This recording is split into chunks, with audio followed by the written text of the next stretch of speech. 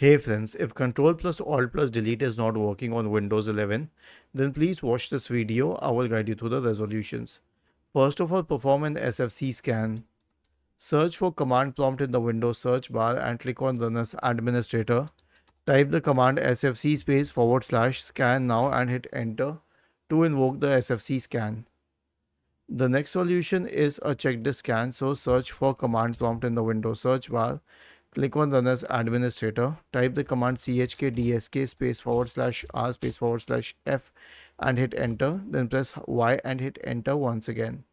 If this doesn't help, then you can perform a clean boot. So search for system configuration in the Windows search bar and open system configuration. Go to the services tab.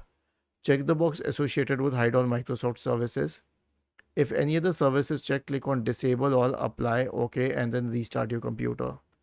And if that doesn't work either, then you can recover your system. So search for recovery in the Windows search bar. Go to recovery, click on open system restore, choose a different restore point, next choose a good restore point, next finish, and then click on yes.